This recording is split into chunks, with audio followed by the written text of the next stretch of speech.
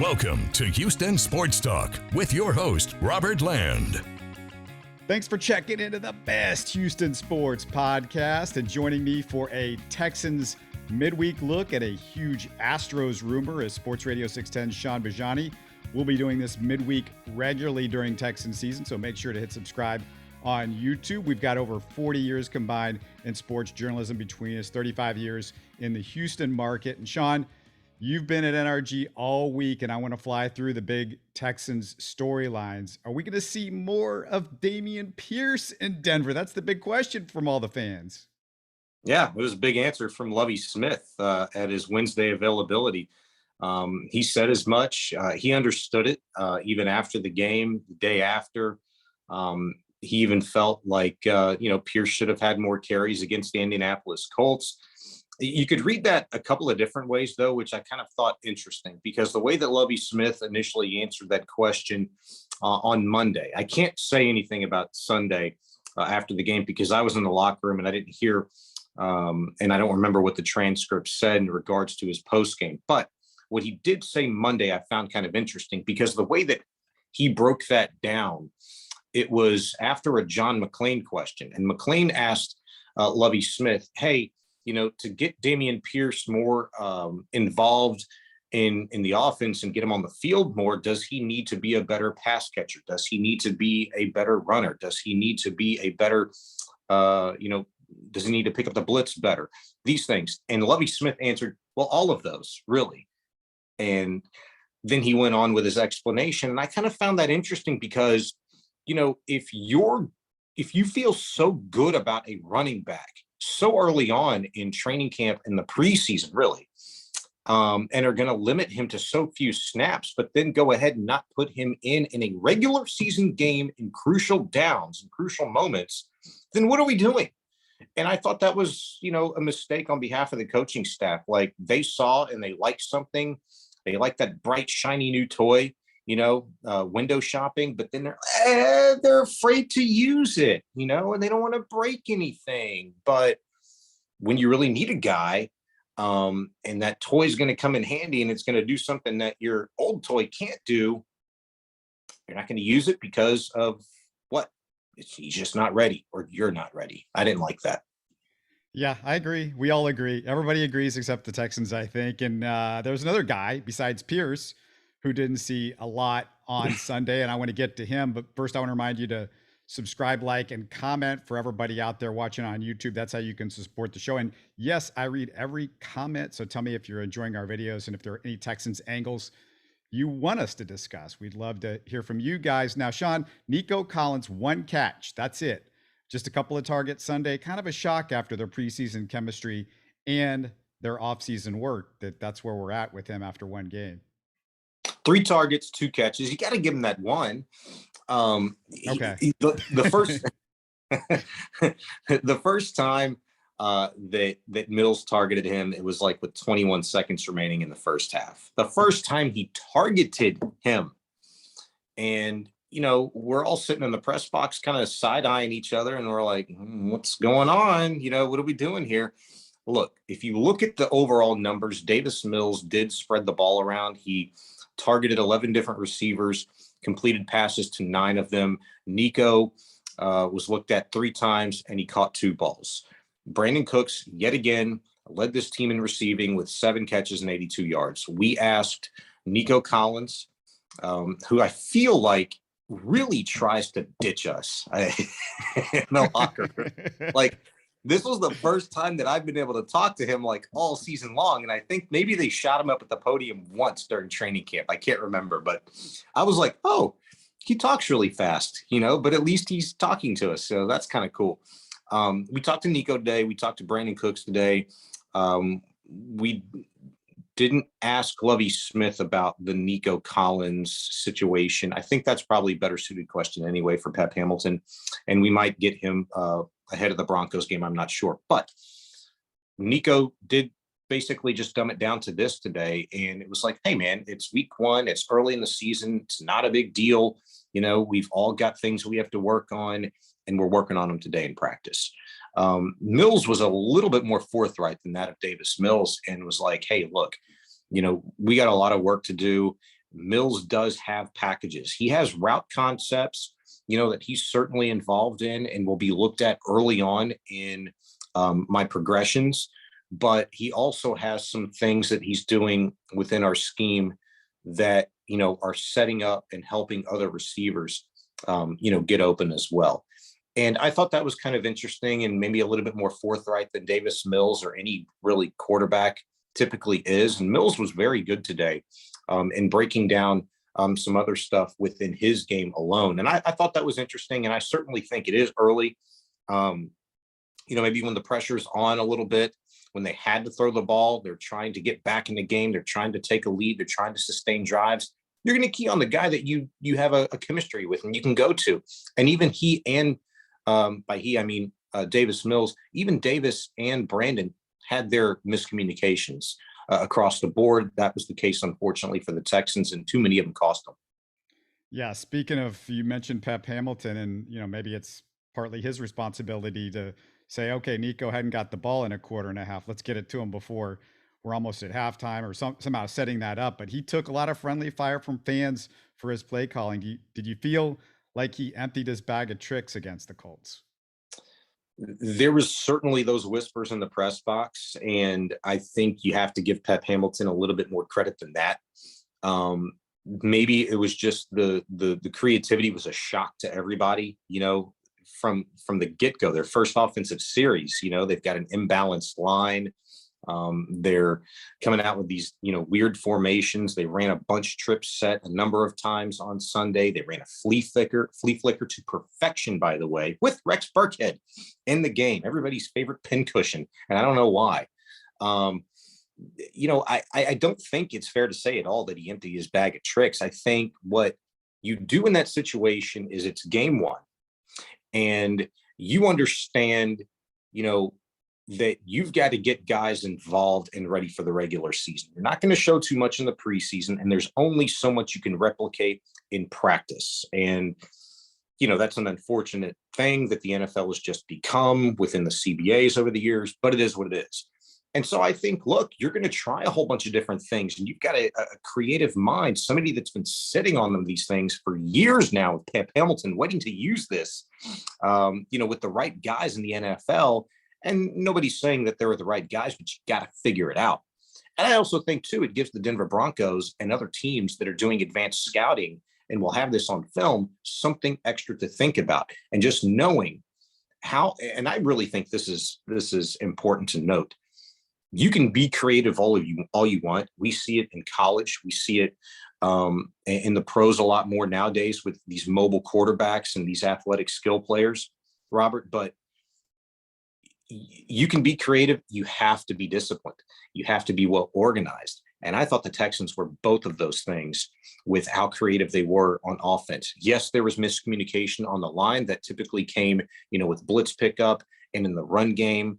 Guys were literally tripping over each other.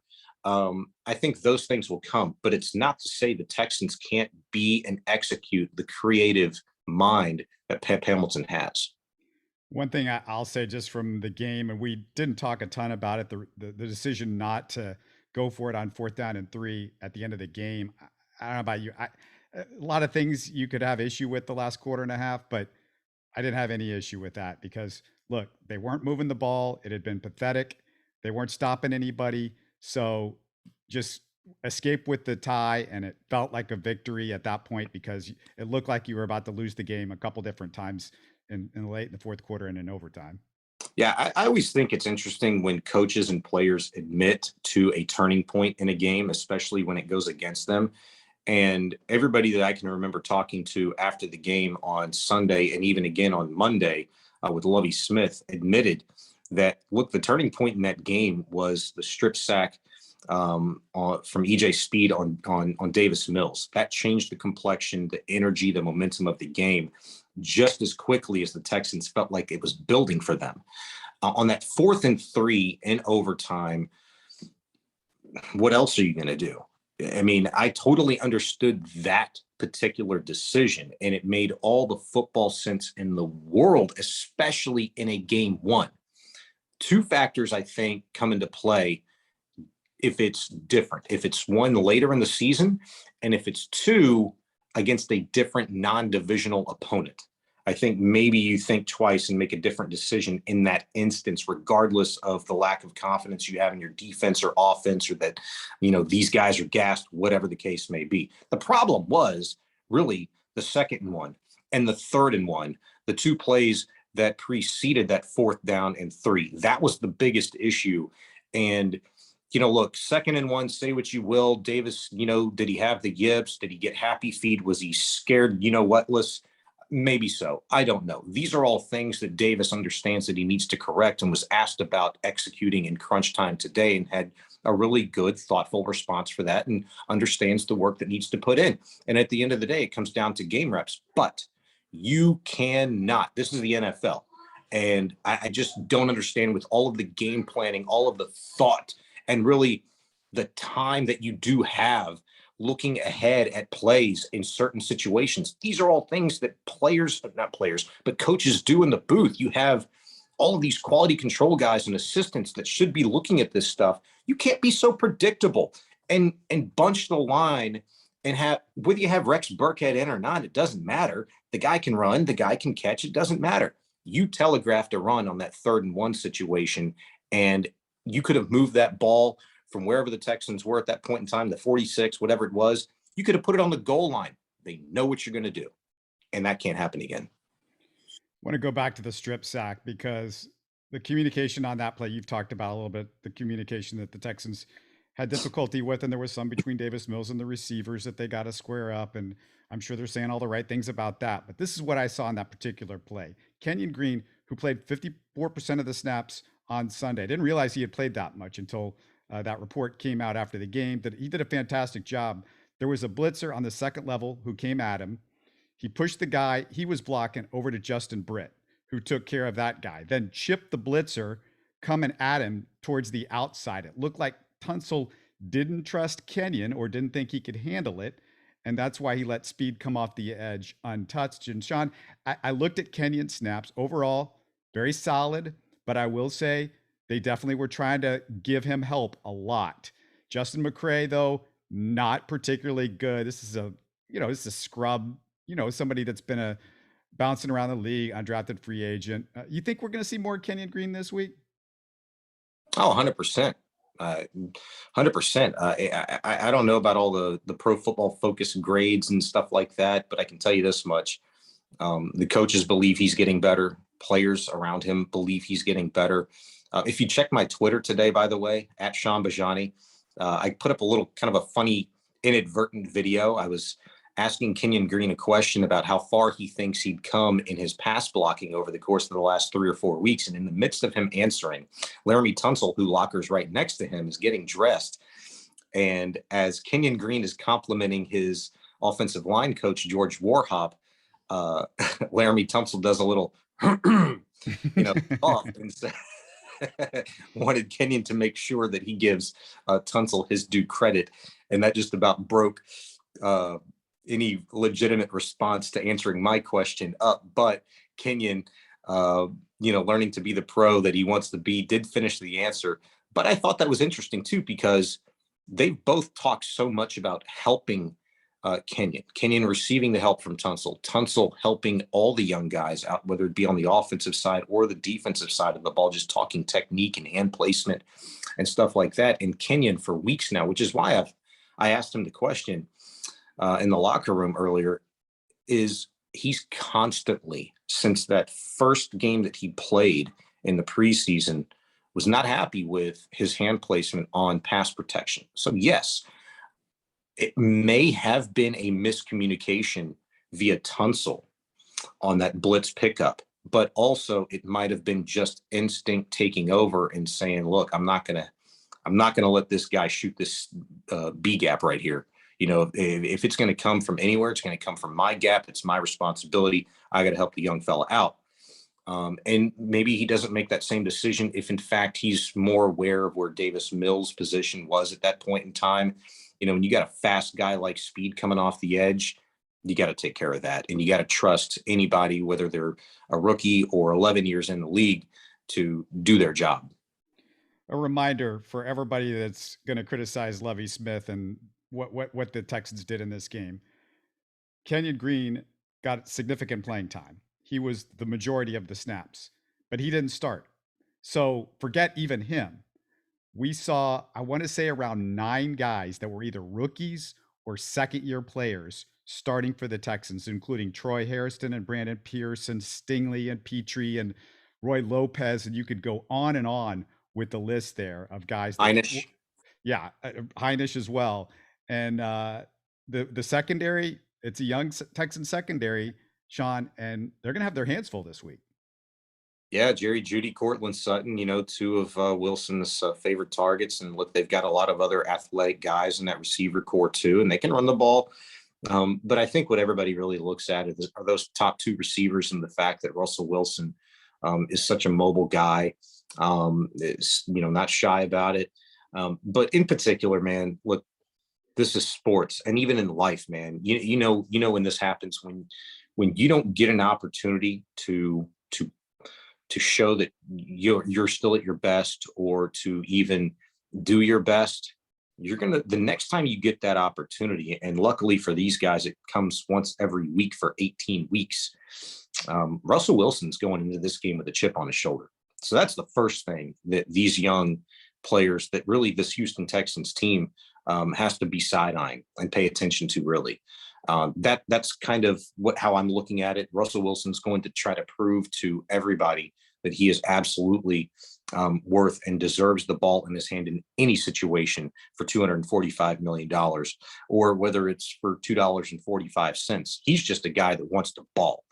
And Nathaniel Hackett took the ball away from him on Monday night. And I thought that was embarrassing. But I think that's what the young guys have to really be wary of. Back-to-back weeks, man, they're facing 2 successful veteran Super Bowl winning, right? Did Matt Ryan win a Super Bowl? Or am I just thinking of the one that he blew? He won if it had only gone 3.5 quarters here at NRG Stadium. Right. But that's where it went bad on him with Tom Brady. So, yeah. I'm sorry. I hate to do that to Matty Ice, man, but nobody's probably called him Matty Ice in years. But he was definitely Matty Ice when he was leading 3 straight scoring drives on Sunday. Look, the pedigree speaks for itself. I mean, these guys are good. Maybe they're not as good as they once were, but that's the test. And back-to-back weeks. And what I thought was kind of fascinating too is the fact that Lovie Smith talked about on Monday, these guys, Stingley and Pitre in particular, but there were a number of guys defensively that played the full 90 snaps.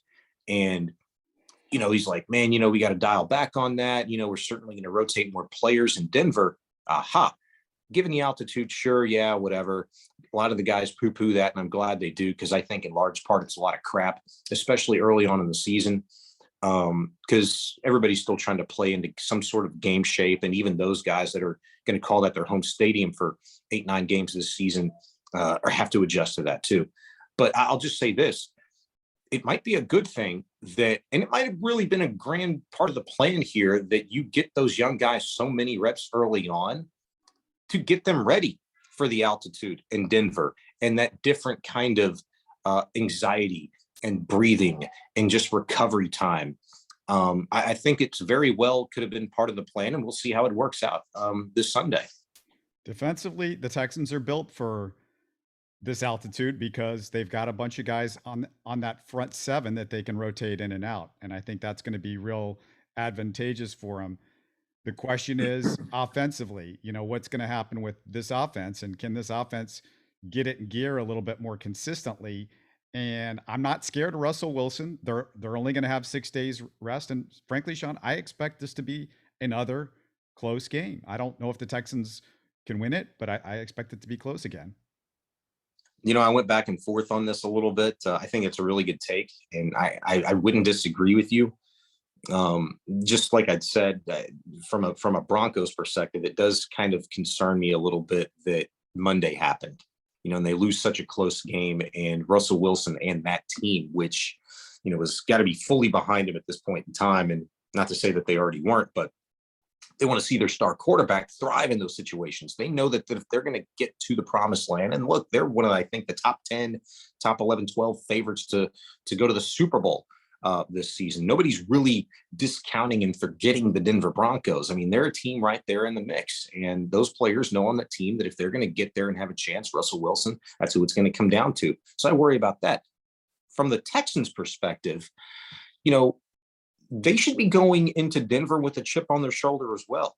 You could look at Sunday's outcome against the Colts as half of a win, half of a loss, whatever the case may be. Lovie Smith said it Monday, and it kind of falls on deaf ears, as it really should, from a fan base that has been starved from real NFL football for a couple of years. But hey, they're atop the AFC South. Yeah, sure you are, and I get that strategic maybe decision that you made for a millisecond on Sunday that contributed to that 2nd and 1, 3rd and 1, 4th and 3 call, whatever the case may be. Fine, but I thought it was interesting.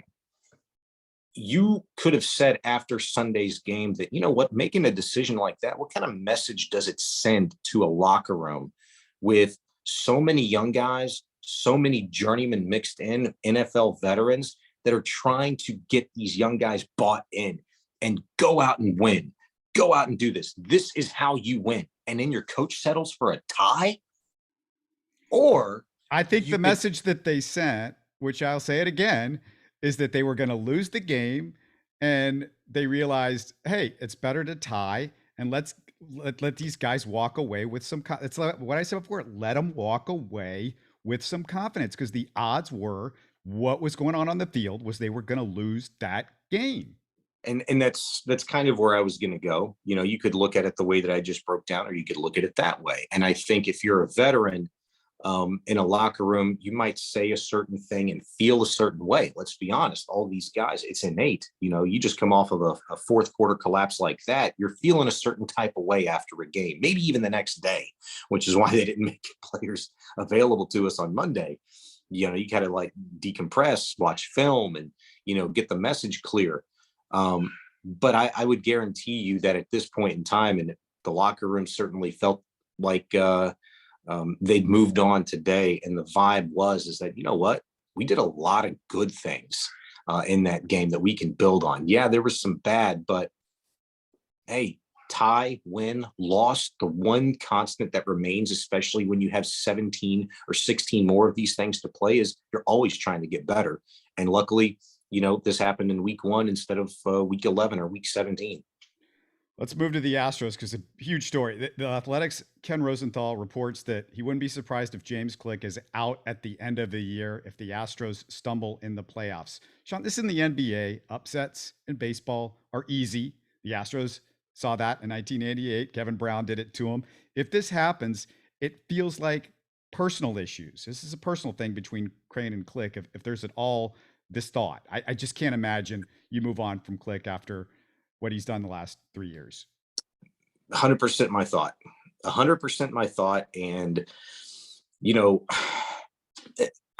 I'd love to hear and see the Astros retort here, because, yeah, it's Ken Rosenthal. I get it. But I also kind of side-eye the national media at times and what information they're made privy to and what they do with it nowadays, ever since the cheating scandal broke. I mean, I feel like, there's a little bit of angst in there from, the national perspective. And so I'm really kind of hoping that maybe this seems far worse on the surface than it actually is in reality. But if this is a personal issue, you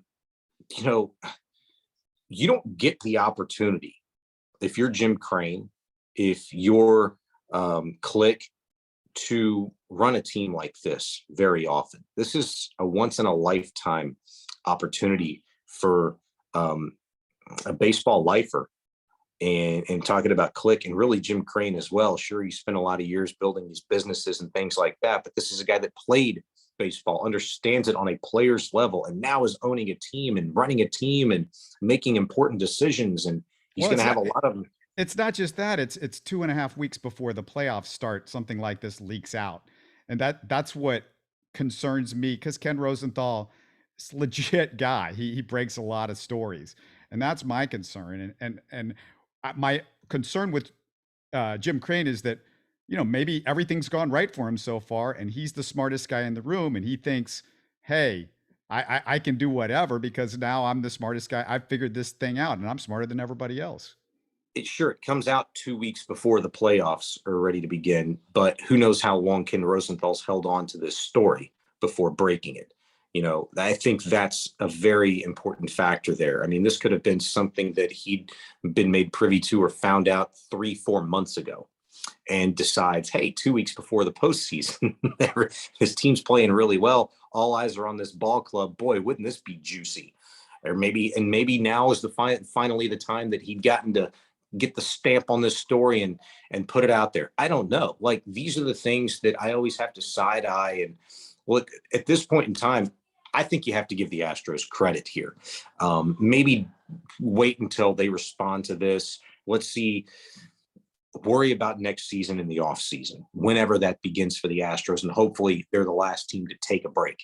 You know what I'm saying? And that's really the key here, because you have been through something that no other professional organization in your league has ever been through, this cheating scandal.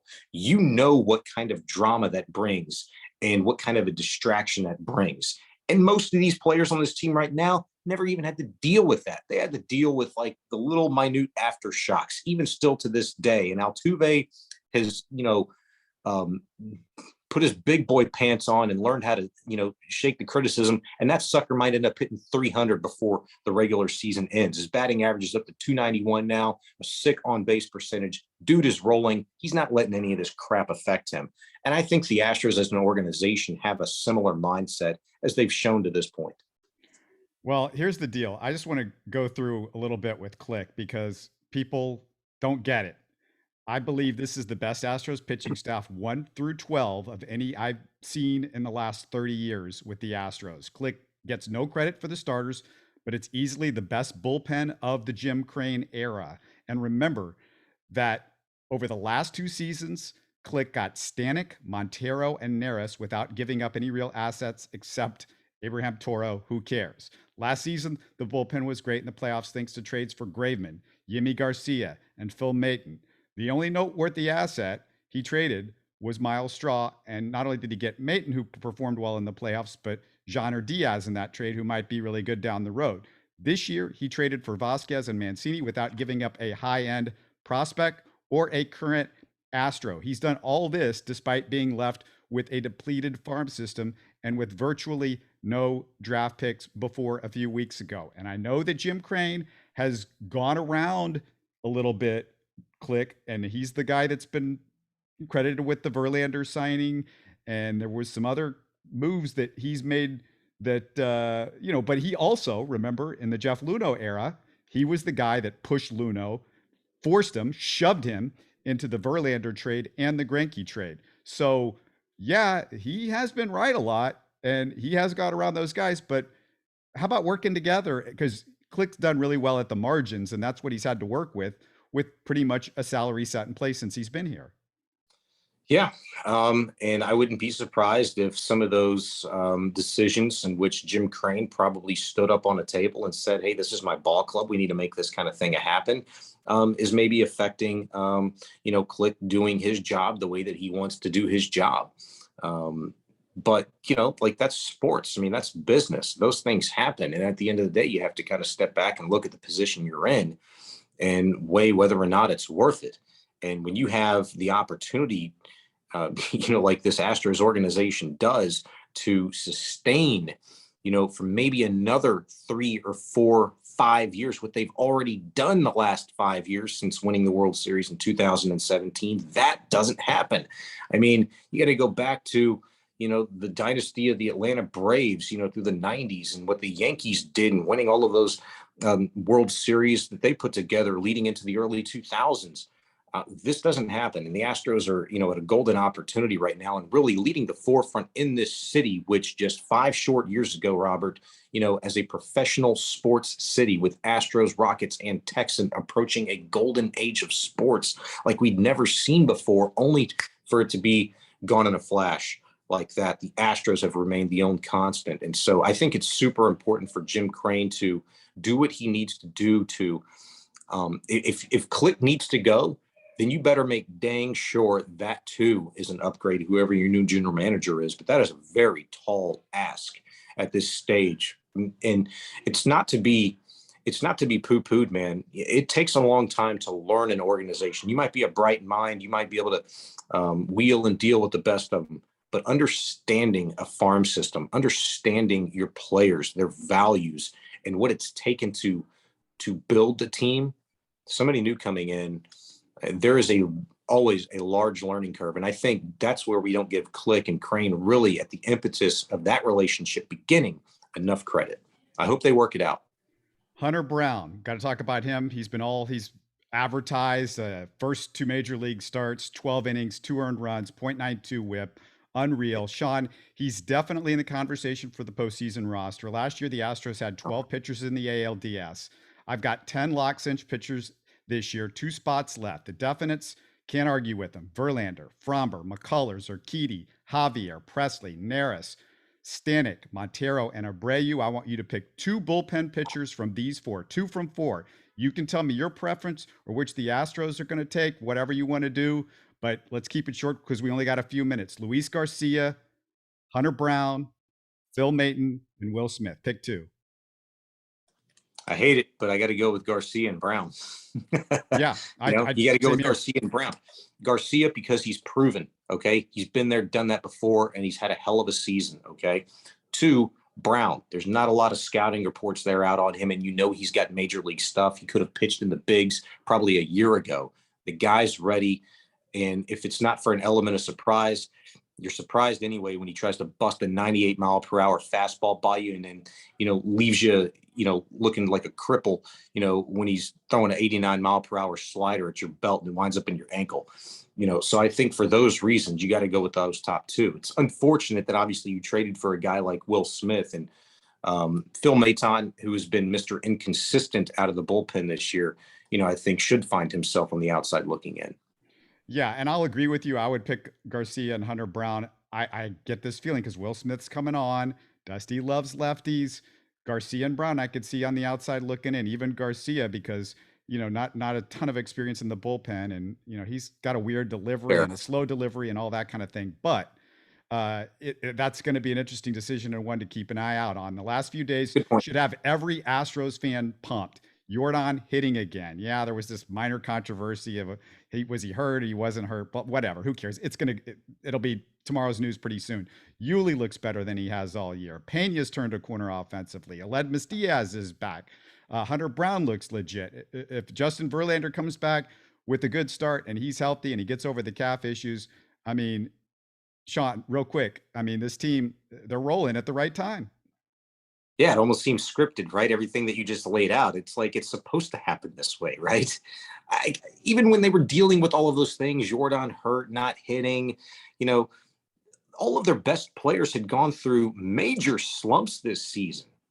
It happens. It's baseball. It's like we're conditioned and we just forget every year it's going to be something. You just hope everybody's healthy because you trust these guys who have been there, done that to go play winning baseball. Are they a favorite in the American League? Forget that. Are they a favorite to win the World Series again? That's the conversation that we should be having. And absolute, yes, they are one of the top 2 favorites to win the World Series. The only other one is whoever the hell comes out of the National League. And I ain't sleeping on the Mets. Yeah, National League is deep. A lot of good teams that scare me a lot more than the American League teams. But I don't want to say it too loud because you never know. It's baseball. Just a reminder to check our playlist on the YouTube channel. There are history playlists for all our teams, every one of them: Astros, Rockets, Texans, Cougars. I've done Oilers too. I've done nearly 300 interviews and 1,200 episodes. This week is our 9th anniversary as a podcast. I say every single time that this is the best Houston sports podcast. There might be a better Astros or a Rockets or a Texans. We cover it all. There are full interviews and short clips with Springer, Altuve, Correa, J.R. Richard, Jimmy Wynn, Seth Payne, Sage Rosenfels, Calvin Murphy, Simone Biles, all on the YouTube site. If you want to see who all we've talked to and what they said, you can listen to them today. They're not dated. Other podcasts or channels focus on one team. We got them all. You won't get bored. Shaun Bijani is going to be my new co-host. And for fans of Stephen Kerr, my old co-host, he'll be back for cameos, definitely in Astros postseason. He's told me But Shaun plans to do 2 shows every week with me, and I will squeeze in other guests along the way. So keep on YouTube. Tell everybody you know. And Shaun, I will see you on Sunday for the Texans, and I can't wait to see what they do against the Broncos this Sunday. Looking forward to it every time we get together, my man. Love it. You're listening to Houston Sports Talk. Hey, you can support the show by subscribing on YouTube and commenting on the videos. Listen to Houston Sports Talk on Spotify, Apple, Stitcher, and Google. Don't forget to tell a friend and share our show on social media. Spread the word, everybody. Thanks for listening.